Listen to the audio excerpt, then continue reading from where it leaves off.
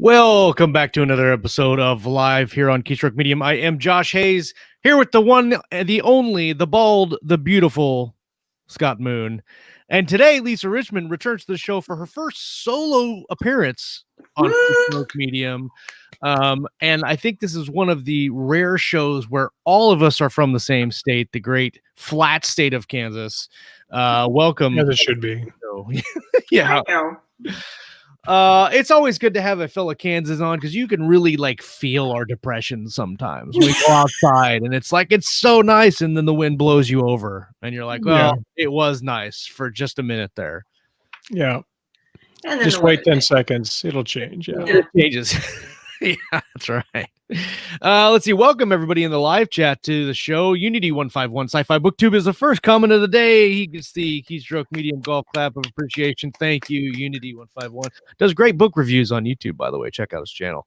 What's up, Lou? Hey, Lauren. Oh, look, Scott Moonrider's in the house too in the live chat. Welcome. Howdy. Hello. Like Lou. It was really meta. You're on the video, but you're also in the live. All right. Yeah. We're going to have a good show today. We're talking about Lisa's brand new series, The Biogenesis War. She's got 3 books out in it already, one on pre-order and one launched today. What is it? The chiral or chiral? Chiral. Yeah. The Chiral protocol, which I'm going to link here in just a second, because I'm like almost completely organized today. Almost. It's so close to being like 100% organized. You have no idea. No idea at all. By the way, everybody that's listening live, how's my sound levels? I rewired all my sound to sound a little different. So I want to make sure we're sounding okay. Not too loud, not too low.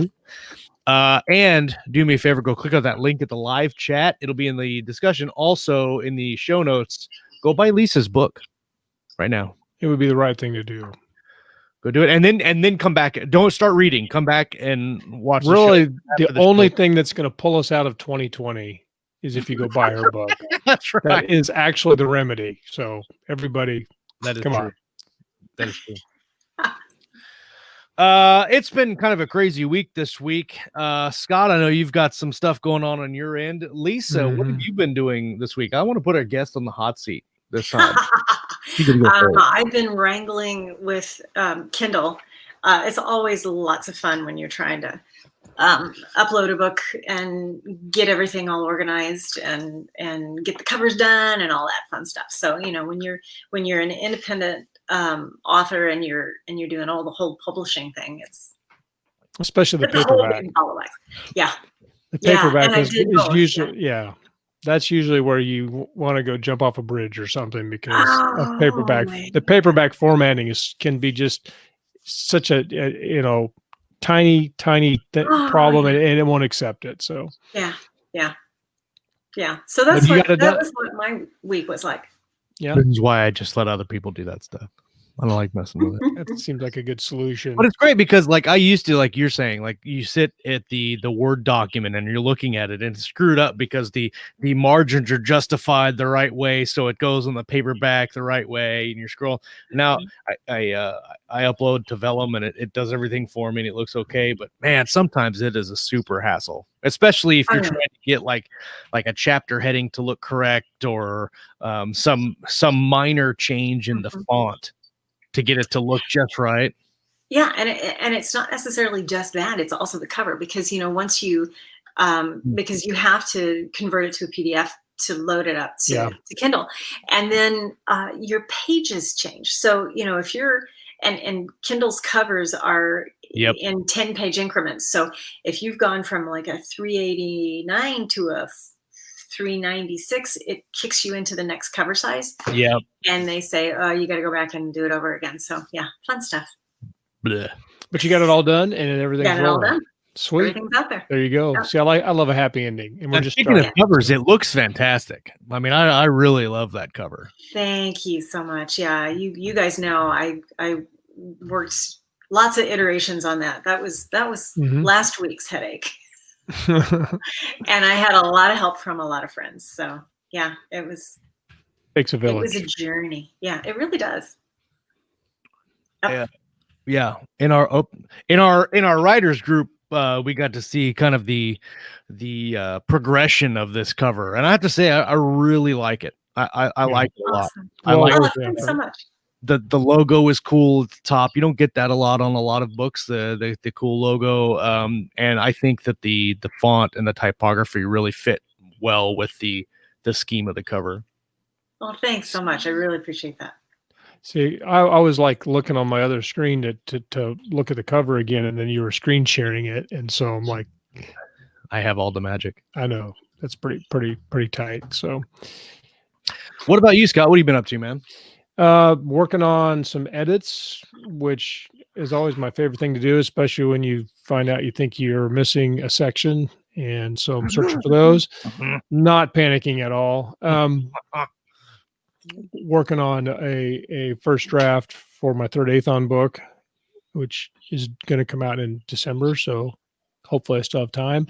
Got the plumber upstairs right now. So if I have to leave for a second, it's because I have to go pay a bill. So wish me luck. Nice. Other than that, pretty good. Just kind of hanging in there, trying not to lose my mind too much on Josh. Yeah. That's what I usually just call him and scream at him, and he's like, I'm not sure what happened, but I think he'll be okay. It's like literally every time you publish a book, it's like somebody's got what's the little doll called? The Voodoo doll. The Voodoo doll, yeah. Scott, and somebody's like poking it with needles. I wish that people would stop giving the Voodoo dolls to my editors. Stop screwing with Voodoo Scott. He doesn't need your help. Please. Just anyway, what about you? You went out on the boat, I take it. No, absolutely. No, you didn't. No. I did a couple cool things this week, and I'm really excited to talk about it. I made some good progress on Tranquility, doing a lot of good work on the developmental edit of the story. And I've got some cool things to show for Keystroke. So we've been talking a little bit about Keystroke Coffee, and I have some things to share. There's an exclusive thing on Lisa's interview. These have never been seen outside of the Keystroke Medium Company chat, and I'm really excited to show them with you guys. Don't tell anybody, it's secret. Okay, this is just for us in the show right now. And if you're listening on the audio version of the show, I mean, you're missing out. I mean, you're really missing out. First of all, you should come for the live chat. Speaking of which, hello, Silent Wolf and Barter today. And look, John Evans dropped by. Afternoon all from John. Welcome from across the pond. Yeah, if you're listening, come and join us on Facebook. And if you're just YouTube, and if you're just joining on YouTube, subscribe.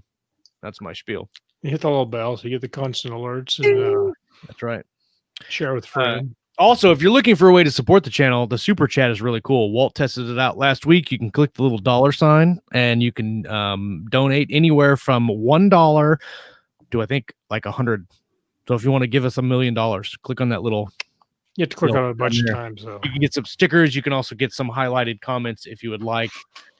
Cool like that. But let me show you this thing. Where is it? There it is. Okay, I got to add it to the show. Check this out, guys.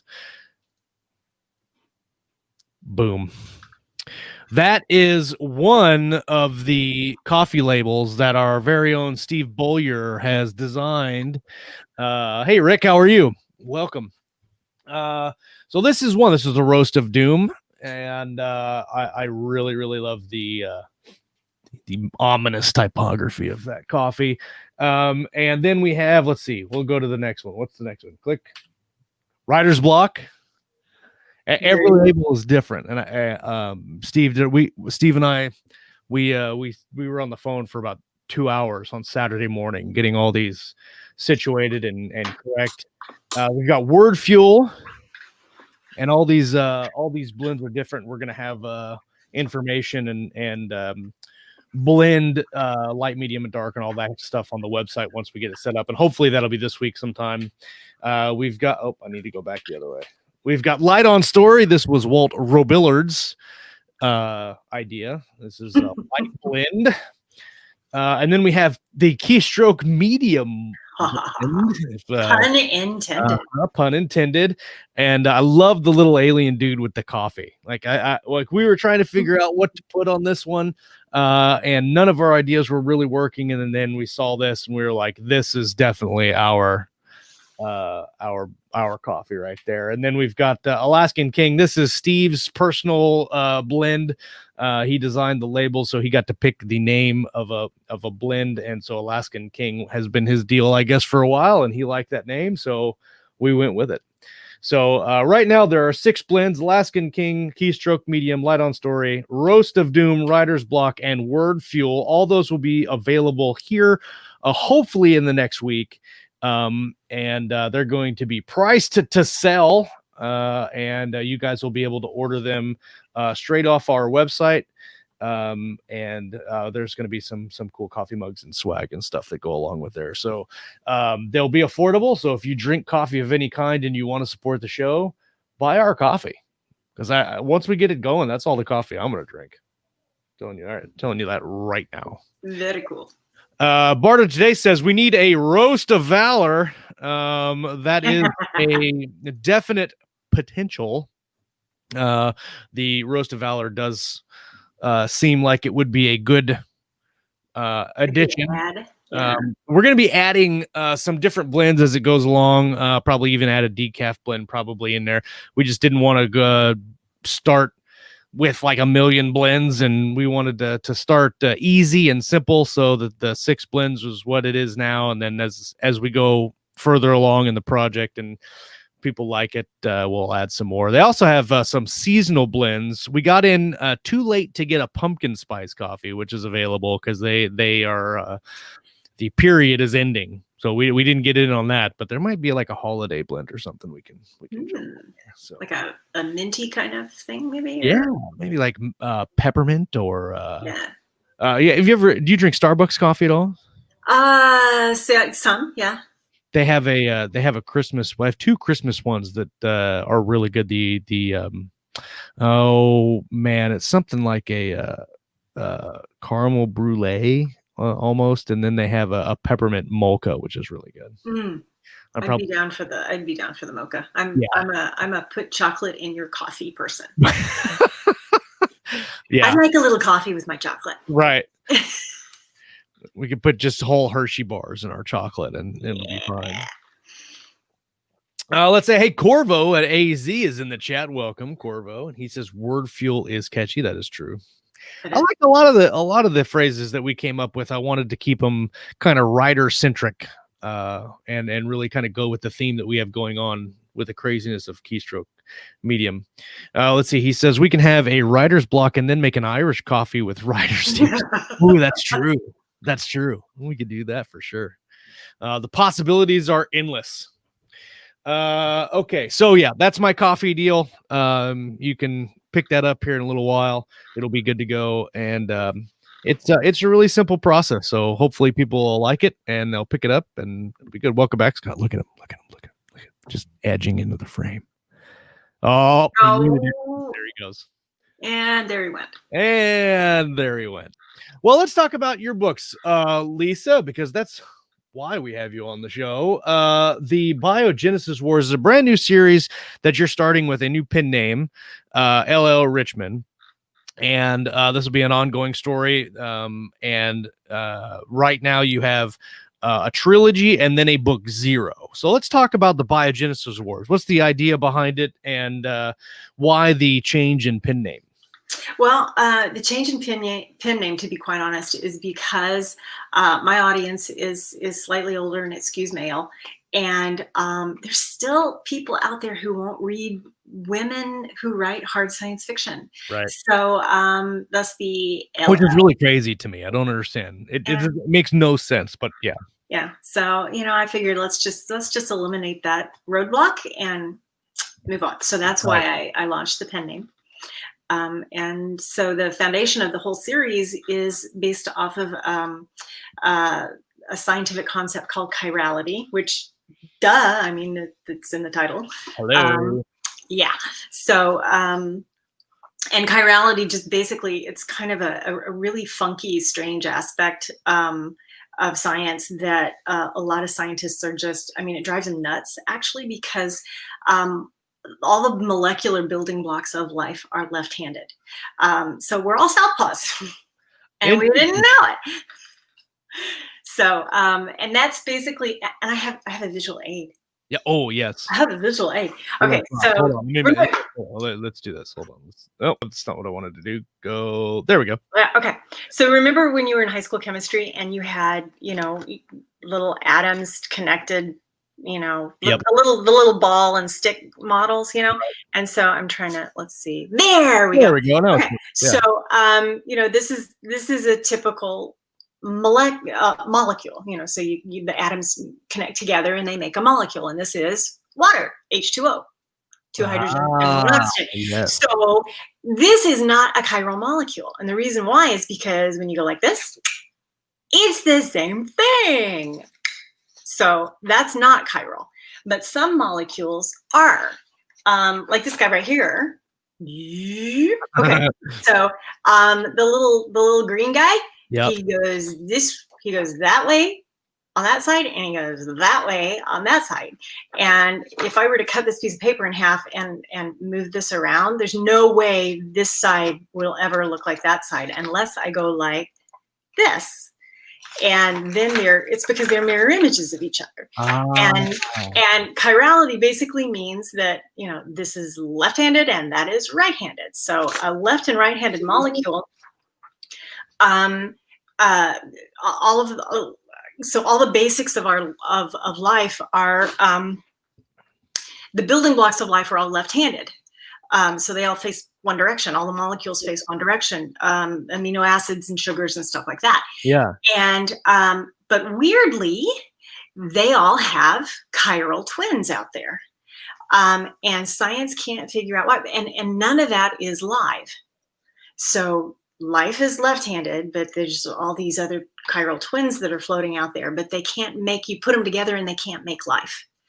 And so my whole series is based off of the concept of, and by the way, that's not just on Earth. We've actually found chiral molecules out in space.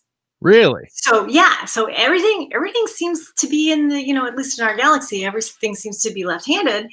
But what if, so my whole series is based off the concept that somewhere out there's this weird set of circumstances that has created chiral life. And what happens, what would happen if that did exist? Because that brings a whole lot of weird stuff into play. I would love to be chiral every other day, because I could eat anything I wanted and I'd never gain weight, because a chiral person, if you were chiral, Josh, you could eat anything you wanted, but it wouldn't fuel your body, because you would need. So I could eat like 8 large pepperoni pizzas, and you'd starve to death. Basically, yeah. So if you go back and forth, you can eat whatever you want, and then eat like have like a fruit smoothie on your. So when you're a normal person, you eat a smoothie, and when you were a chiral person, you just you have prime rib and all sorts of Oh yeah, I like this. Yeah. So what would happen if, say some evil scientist were to chirally clone someone, and then that person would then be at the mercy of that scientist providing them with the chiral food that they had to create to feed that person. Oh, wow. So, I mean, and that's where the thriller aspect of because I write hard science fiction thrillers. So I want to take that whole foundational hard science concept and turn it into, a Tom Clancy. It's kind of, I call it Tom Clancy meets NCIS in space, with some aspects of The Fugitive thrown in there just for the heck of it. But well, okay, so for the sake of conversation, let's break those two aspects down of your story. So the hard sci-fi, it's science fiction. There's obviously space travel and stuff that goes on in your books. What's the hard sci-fi of the book? I mean, obviously the chiral molecules that's hard. Yeah. Well, I think hard science fiction is kind of hard to write, and that was a bad pun, but because it has to be relatable.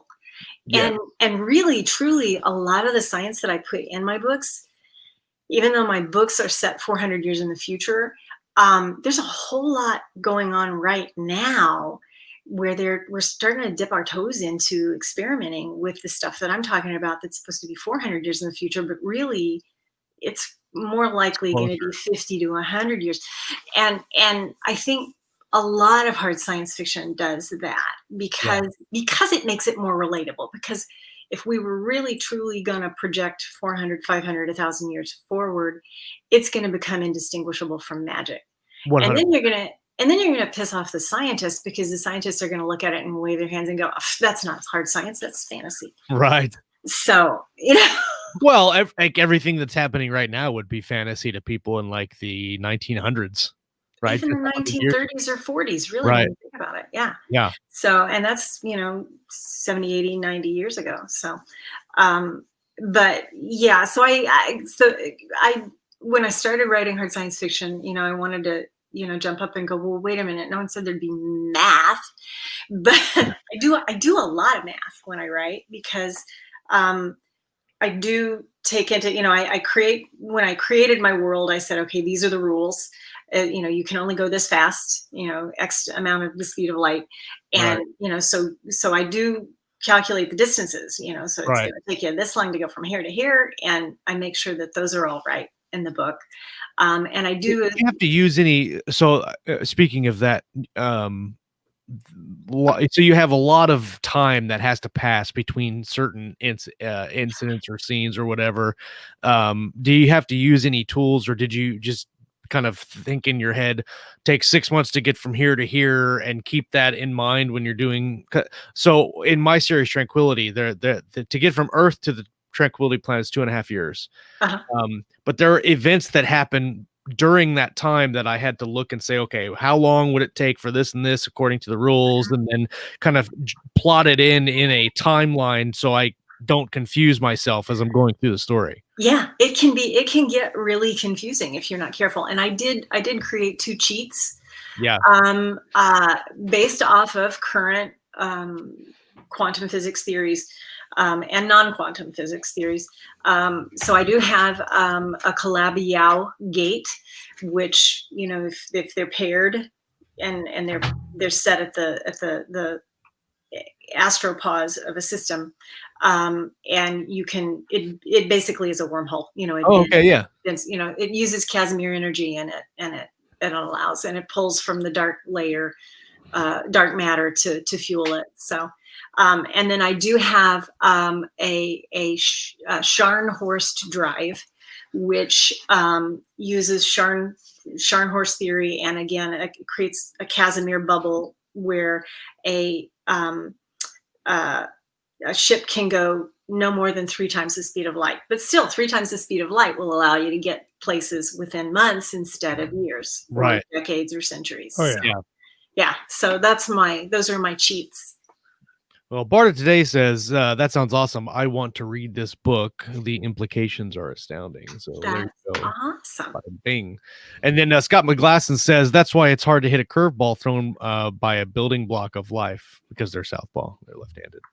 That was back when we were talking about that. Very good. Okay, so let's talk about the story a little bit. Okay. Book 2 just released today. There's 3 books in this trilogy, and then you have a 0 book. So let's talk about the trilogy first, without spoilers or spoilery. We usually do spoiler warnings after the spoiler comes. Yeah. So if you'd say anything spoiler, just tell us after, and we can warn everybody. Oh, by the way, that was a spoiler. That was a spoiler, yes. Okay, so the story is, I kind of sort of already did give a spoiler, because I gave you the concept of what if someone were to chirally clone a person. Right. So that may or may not happen in the book Agency, the chiral agent. Basically, in the chiral agent, the main character wakes up, and he wakes up around a strange planet with absolutely no memory of what has happened.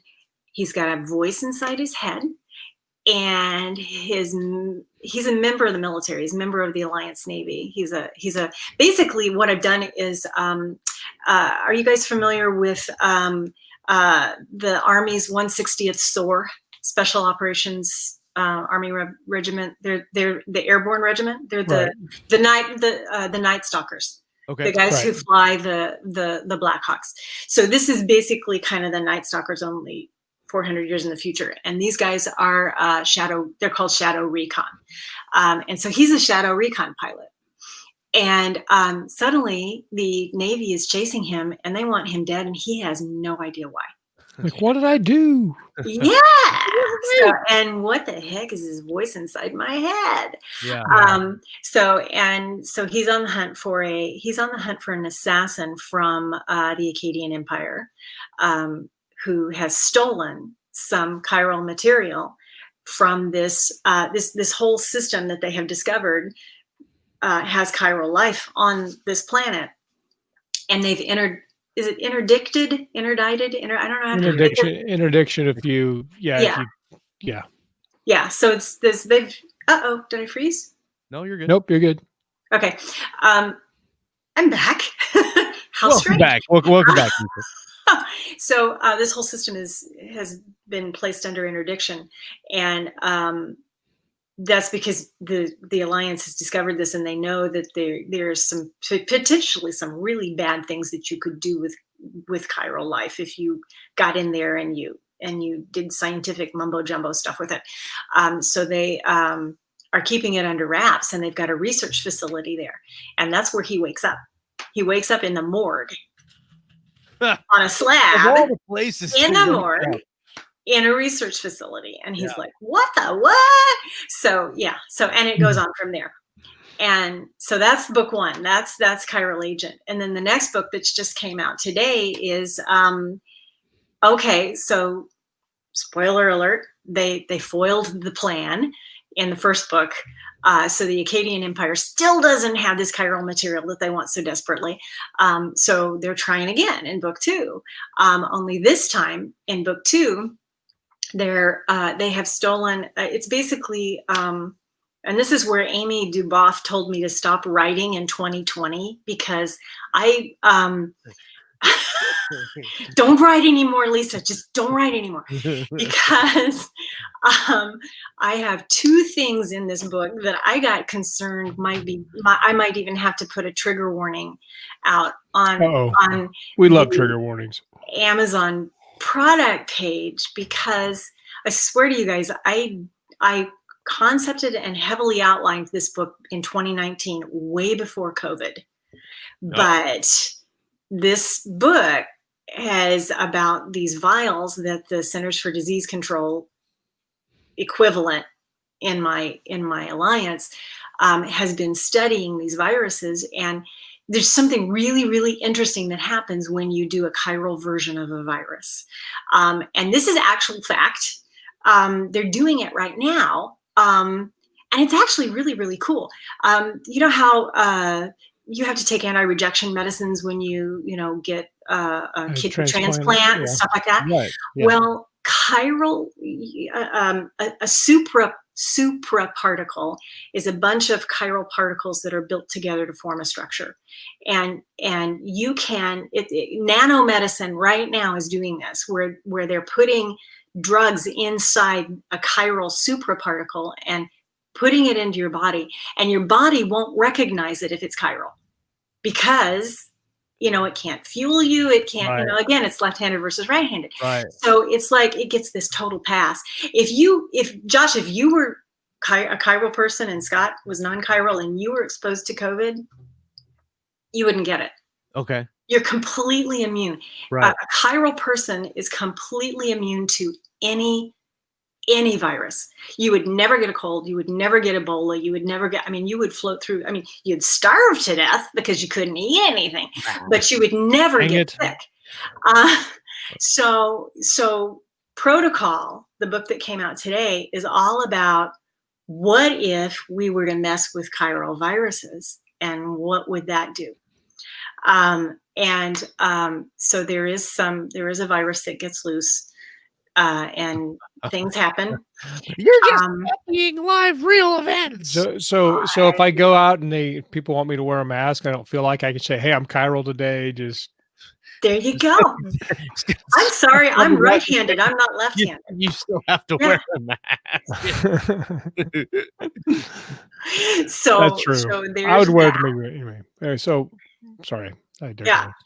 So that's that part of it. And then I've got family that lives in San Francisco, and everyone knows about all the wildfires that have happened out and you've seen the pictures. I mean, they send us pictures of out high noon, and it looks like they're in Mars because the fires are orange sky. Yeah. So my Shadow Recon team, what do they do on their leave? On their when they're on liberty, they go and they volunteer fight wildfires. And I swear to God, I wrote it back in February, way before any of that happened. So I've got a couple of scenes in there too. So, that's why Amy DeBoff said, just don't write. Stop writing. So you're the reason all this is happening. I'm not permitted to write anything else in 2020, according to her. Just write, and then they all lived happily ever after, and then we can all get through this. Like I said at the beginning, when killer robot assassins start going through the country, just devouring people, I'm coming right after you. It's Lisa's fault. Yeah. Mm-hmm. Yep. That sounds like a meme right there. Well, tell us a little bit about your writing process, Lisa. You're a full-time author, and you've done a lot of stuff on your other pen name, working with Mal Cooper and some other series. And we talk once a week and in our writers group, and you get to share some things there. But I'm curious about how you actually go about crafting these books, especially with the science. I mean, obviously you've done a lot of research on the science and the medical science and all that stuff, but how do you sit down and plot out that idea to make it a interesting story? Well, I start with a snowflake outline. Okay. So I distill it down to a single, what I call my elevator speech. Okay, what is this? Did you use the actual snowflake? Because there's a guy that actual snow. Okay, all right, cool. I'll talk about that. Yeah. Go ahead. So I do the elevator speech, right. and then I take it to a paragraph, and then I do the snowflake outline, which is, I think, Act 1, Act 2, Act 3, the climax, and the epilogue. And then from there, I then take it wider, and you guys have seen my wall. Yes.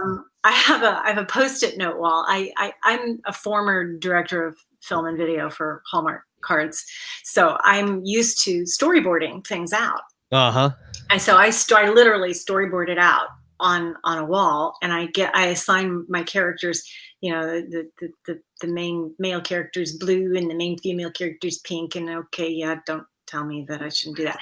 But and my bad guy's gold, and somebody somewhere is like, so, but I color code it so that I can look at it at a glance and go, okay, this person I'm spending too much time with, and I need to bring this person back in, and I try to kind of weave it like and I also have a main story arc, but then I have a couple of subplots going on too, and then I try to weave it like a braid.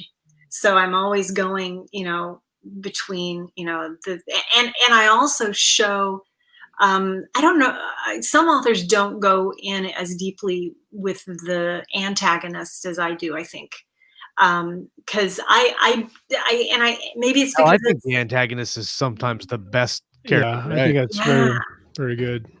But I think, and maybe it's the thriller aspect of the books that causes me to do this, but when you watch a good suspenseful movie and you're sitting there and you're looking at the screen and you want to yell at the main character, don't go through that door. Right. I do the same thing in my books by letting the reader know things that the characters don't know, that the main characters don't know. Right. So the reader is well aware of what the goal of the bad guy is from almost the very beginning.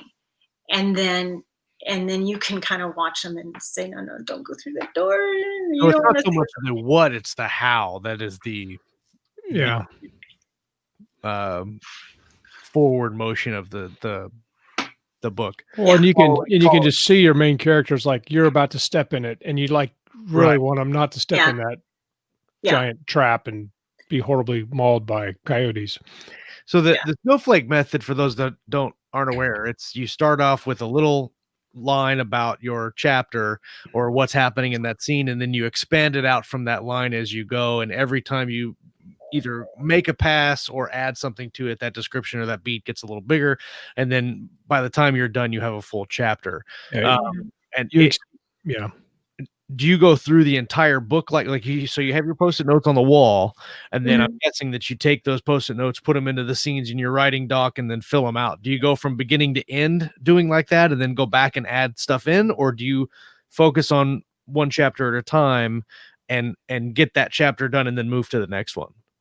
I've done it both ways, and I found that I'm better if I stay with that wall and then I just take a chapter and I develop it, because it turns out then that and maybe I have just a little bit of a pantser in me. I'm really a strong plotter, but I do get to about halfway in the book, and then my wall is a lot more detailed on the first half of the book, and then when you get to the second half of the book, it's a little more skeleton.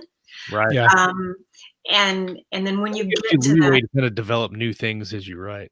Yeah, and then you go, oh, I have this great idea and I want to add that into it, and that kind of can change the back end of your outline. Right. So I don't want to invest too much time or effort into that back end before, I have it more fully developed. Right. So. That's exactly how I do mine, although I probably am less rigorous with the outlining, but I always have a better plan for the first part. Now I will have like the section heading, like what happens at the midpoint and the final plot point, and I might have those in some detail, but the actual chapter breakdown outlines a lot of times are pretty thin, because I know there's going to be drift as I write in the outline from the beginning. Mm-hmm. If I write it too detailed on the second half, then I wind up trying to satisfy plot points that really don't fit anymore. And so I'm the same way. I need to have more flexibility towards the second half of the planning process. Yeah. And I think also, I think research kind of can, at least with my books, can kind of add stuff into it too, because I ended up with, I have more visual aids. Yeah. So another aspect of chirality is that they can so you have these chiral molecules are exactly identical, except that they're left and right handed, like we said before. They have the same melting point, they have the same freezing point, they have the same boiling point, they have the same weight, but your taste receptors are way different. These two things. I love peppermint. I love dirtweed or dillweed or whatever. They're identical. They're chiral. They're chiral. They're the same molecule. It's called carbone. Okay, I'm done with my. Let's just leave Lisa. You know what? While you're talking, Lisa, we'll just have Scott. Okay, come on. No, let's not ever do that again. Make that go away. So I ended up, when I ended up discovering that, your taste receptors will take a chiral molecule and treat it totally differently. This poor chiral guy can't eat oranges anymore because they taste like pine sol. So man. Eat your pine sol. It's good for you. So there's stuff like that you discover along the way that can influence your outline too. So I do a lot of that while I'm like, so some of the stuff we developed in the beginning of Tranquility, we had to change because the plot, not the plot, but some of the mechanics of that changed when we got to the end and we figured out the story that we really wanted to tell. Some of that morphed as we went through, and then we had to go back to the beginning and change some of the things that we had in the beginning. Like for instance, we created this basically this protein supplement bar that they take like as an emergency ration with them. And it tastes like ass. Like everybody hates it, but we didn't come up with that until plotting the second book. And so you've got to go back and you've got to pepper that through the whole thing. Right. Yeah. So, and that's kind of the fun stuff. And then I think also you've got characters that will just mess with your mind and just say to you inside your head, no, I'm going to do this. And you're like, well, dang it. There we go. I told you not to do that. So then you got to go back and, or they end up taking more time, and then they totally mess up the back end of your outline. So, and I actually did have that with one of my antagonists. Kind of surprised me. There's a surprise ending in this current book. And I didn't know one of the antagonists was going to do what she did until about 3/4 of the way in there. And I'm like, oh, this is a surprise to me. So it'll be a surprise to everyone else too. That's good. Then you have to adjust. Yeah. And all that stuff. But it's good that you say that you're kind of a pantser too. Because I think a lot of people get hemmed up on the I'm an outliner, I'm a pantser thing. And if they write I think everybody's both, really. Oh yeah, 100%. I think so too. Yeah. I mean, I plot the majority of my books, major plot points, and all from beginning to end. I'll plot all that stuff. But some of the stuff that happens in between, there's a lot of leeway to change exactly how that happens in the story. So if right. Like some of the stuff I'm working on now, I'm actually changing who says the words, because it changes how the scene progresses and how things that I can do with the characters.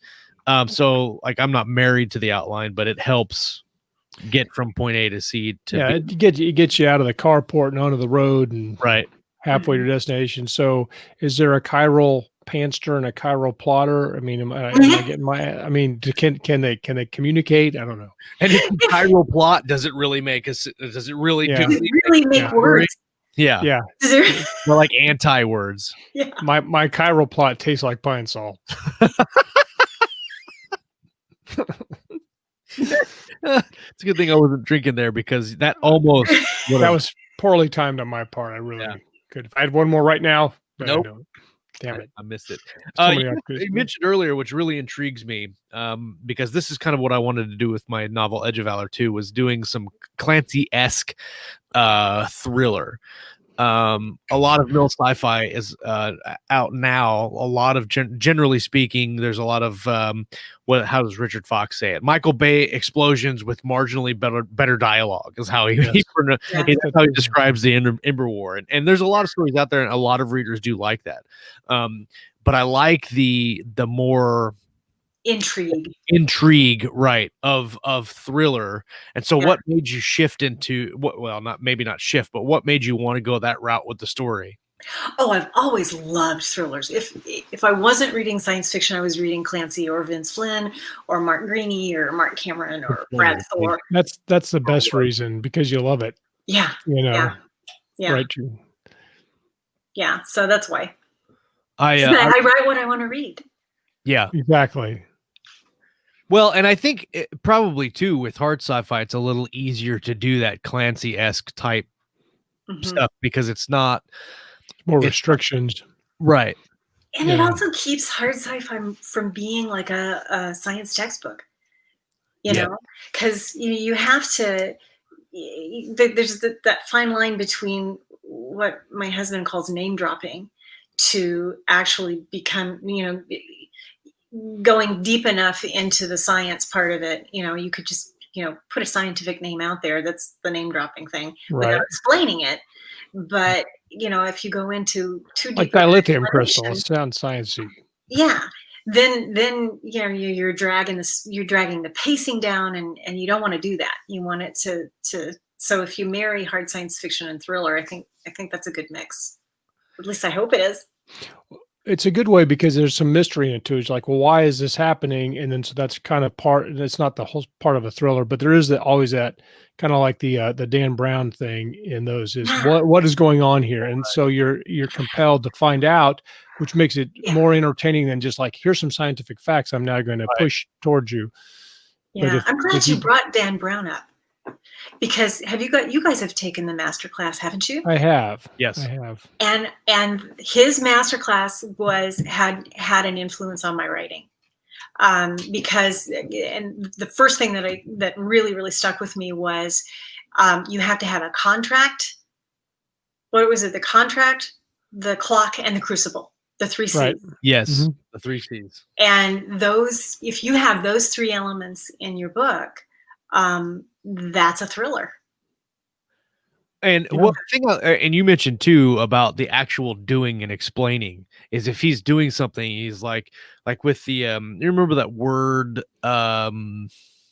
thing where the message was hidden inside in the Da Vinci Code when they were going through all different traps or clues or whatever. The little codex explaining. Yeah, the codex. He was explaining where it came from and how it became, and that wasn't like a just a bland info dump. It was an interesting kind of history of how this thing came to be and why it worked the way it did. And that doing it that way was a lot of more interesting than just saying this is what it is and this is what. It's how you disseminate the information too. Right. You know, if you can do it in a conversation, if you can do it if you can use that kind of a plot device to do that, it's a lot more interesting. It's that whole spoonful of sugar thing.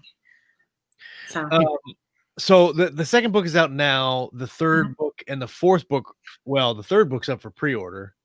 So the fourth book's like a zero book, right? It's like a novella. Yeah, it started out as my reader magnet, and it ended up kind of going like this. Yeah. So it's I call it either a skinny novel or a really fat novella because it's about 45,000 words. So and novels start at 40,000 words. So it's in the timeline. All of my books are written where they can be read as standalones. So there's a beginning and there's a very hard ending. There's no cliffhanger, nothing. But on the timeline, conspiracy happens first. So it's conspiracy, agent, protocol, and justice. That's the timeline. Yeah. But they can. I wrote agent before I wrote conspiracy, and I kind of like reading it that way too, because I put a lot of Easter eggs into conspiracy for readers of agent. Right. So, I've been debating, do I call it book 0 or do I call it book 1.5? Well, if you look at it from a timeline perspective, it's got to be 0. Right. So, sometimes it's a lot like you're saying. It's more fun to read the prequel story after because sometimes it means a lot more emotionally to the story. You feel a little bit more already invested in the characters, right? Yeah. So like, well, how did this character get to be like that? And then you can go back and read some of the backstory after you have picked your favorite characters and stuff. Yeah. So what would you guys do? Would you put conspiracy as book 2? Would you call it book 0? Would you? I mean, because would you go with timeline or would you go with, because agent is really the book that I think people should start with. I would, from my perspective, I would not make it book 0. I would make it let's label it like a chiral story. And mark it like 1.5 or like set up a timeline and say like a reading order. Say this is the reading order. And then maybe you could even do a timeline, a chronological timeline, but then suggest read it as a bridge between book 1 and 2. That's what I would do. And that brings up a good point. I like that too. And you can handle that in your book blurb. And one of the things I started doing after working with Cheney is he has a book order. Like when you do your front matter and back matter in your books, I've always thought, well, how do you do this kind of without being pushy? But what a lot of people want is a book order. Cause like there's a whole, but like I've always wanted to read all the Star Wars spinoff books, but I never know where to start. And if somebody would just put a book order out there, then I would start reading them. But that's a good point. So you could just put a book order on your webpage or on your other social media or in your front matter or something. That's a great idea. I'll do that this afternoon. In fact, I really like that idea. The one challenge that I have is that Amazon will not put conspiracy together with agent, protocol, and justice because if it's not. Because you haven't labeled it book 1, book 2, or whatever, because there's a slot in KDP where you say what book it is in the series. Yeah, and if you leave it blank, they will put, if you say that it's in the Biogenesis War, they'll put them all together, but they'll put it as book 1. So, it's Kindle's not perfect. So where would you read it? And you said you would prefer personally to read it at what point? I'd read it second. I would read agent first. Yeah. because it's the real hard hitting book. It's the big book. And then I'd read Conspiracy as a second. And then I'd go to how long, and you said it's the skinny book or fat novella. Yeah. And it's so how much read. How much difference is it? So Agent is how long? Agent's 427 pages. So it's 102,000 words. So it's roughly twice the size. Yeah. Yeah. So, it wouldn't be hard to read Agent, then pop into Conspiracy, and then go on to Protocol. Right. You mentioned that you're doing like multiple sets of trilogies, right? So are you doing you're doing this first trilogy? Is the next trilogy going in on your Amazon? Is it going to go 1, 2, 3, 4, 5, 6, or is it going to go 1, 2, 3 and then start again 1, 2, 3? Because if it's going to go 1, 2, 3, 4, 5, 6, then I don't know if you could label Conspiracy 1.5, but if it's going 1, 2, 3, 1, 2, 3, you can just leave Conspiracy off the numbers. And then just have it on there. It's going to be there. Yeah. But then on your website, you can have like the reading order and then like a timeline graphic where you have 1, 2, 3, and then like 1.5 is above that on the graphic. And that's what I would do. Yeah, that's not a bad idea. Because in some of the trilogies, I may actually go back in time and work on, because just like the Night Stalkers, the pilots from the 160th who fly the Blackhawks, they deliver, the special operators to, really remote areas for Black Ops. Yeah. Those Black Ops teams I'm focusing on for one of my trilogies. Yeah. So it's still in the same universe, but it's a different story thread. Well, and like you said, it allows you to do a lot more with books in the universe than trying to, because like you get to some series that have like 16, 17, 18, 20 books, and like you look at it and you're like, oh my God, I don't want to read that many. But if you have different ones, because that way right now you don't have to change anything. You got book 1, book 2, book 3 on your thing, on your covers. You have labeled as that in the description, and then you just have the Biogenesis War book 0, but theoretically you could take the book 0 off and just have it a biogenesis story or something like that, and then just have it as or just the Biogenesis War, just leave it. Exactly, and that's the overarching universe. Yeah. That's probably what I'll do. So let's see. Many options. Says you can make it a prequel novel, prequel with a bonus novel with the first one. That's actually, I'm so glad Rick brought that up. That's actually what Podium's doing. Because Podium, these books are going to be, they just went into production with both Agent and Conspiracy, and they're putting them together. Oh, cool. And Protocol is going to go into production right afterward, and it's going to be partnered with Ambush in the Sargon Straits, which is currently available in the Expanded Universe Volume 6. So and that is another short story in your Biogenesis universe. It sure is. That's awesome. Yeah. So well, and that kind of material is really cool, where that's kind of what I wanted to do with Valor, even though I didn't get to do a lot more, and it is writing a whole bunch of stories in the same universe, and then not having to have readers come in at a certain point to read all the way through. You can catch this short story and that'll pull you in, or you can catch this novella and that'll pull you in. Entry. Yeah. Multiple points of entry. And that's a smart way to market. Yeah. Yeah. Well, because then you can push your short story without having to say, and the 16 book series is available now. You can look at the short story somewhere, and then Yeah. That's super cool. It's very smart, I think, what you're doing with the universe.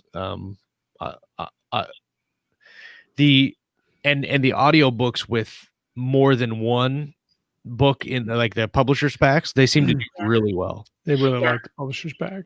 You can't whisper sync them, but I don't know that I care. Well, and here's the thing about WhisperSync, and it's a nice thing, but overall, I think the audio market is different from the ebook market. The people that are buying your audiobook are not reading your ebook. Like it's nice when somebody buys the ebook and then you can click on the narration for like $7.50, and it's just an easy add-on to the purchase. That's nice. I've done that before just because you get the audiobook cheaper. than if you just buy it straight. But I don't read the ebook ever. I just listen to the audiobook because and when I look at it, when I see it as two different genres, not genres, but readers. Audience. Yeah. So you have 3 books done in this series. The third one is up for pre-order now. Chiral Justice. You can get it right now, $4.99 on Amazon. When do you think you're going to have the next series out? Are you working on that right now? Well, I've got I still have another book with Mal that I have to write that's coming out in April. That concludes the second series that I've written with Mal. Yeah. The Soul Dissolution series. And then Amy and I've talked about me writing a book in her Catacomb series. Oh, that would be so cool. So I'm planning on doing that too. So I'm trying to firm up my 2021 calendar. Right now, what I said in the back matter of the book was that the Micah Case Chronicles, which is the next set of books in the series, the first one will launch spring to summer of 2021, and I'm just kind of leaving it open like that. So, well, it's fun to have the availability to do those different projects if things come up and you can do different things. Yeah. And I think that's also important as a writer to have multiple revenue streams that way too. Right. So. Well, because then you're not relying just on yourself. You've got other people that help, like you co-write or you co-author, or even just writing in somebody else's universe. Right. You'll catch different readers that way. And I've got a whole nother universe that I've started to concept too. So I need a 48-hour day. Really. There's never enough time. Badly. Ever. I know. Yeah. I recently started really seriously thinking about doing a screenplay. Again, I looked into doing it a few months ago, like right at the beginning of the year, and lost track of time. And I really, really want to do one. I'm actually considering doing Edge of Valor as a screenplay, like redoing it as a screenplay, or just starting from scratch and trying something new. And when I sit down at the computer and I'm doing Tranquility edits and I'm working on Tranquility, and I have this fantasy book I want to do, and I've got the screenplay I want to do, and I'm just I need more time. Yeah, that's the frustrating thing. As good as rapid release is for marketing, my main reason to want to write faster is because I'm getting bogged down all the stories I've started and not been able to finish over the years. Like 18 books. I'm like, I really love that book. I want to finish it, but I got to write these other 6 books first. Right. Yeah. And so that's why I get the crankiest when things take longer than they should. Yeah. There's just so much, you've got so much up here that you want out in the world. It just takes time. Unless you're Rick Partlow and he's like 40 something. Yeah. So he's got like 40 million books out right now. I know.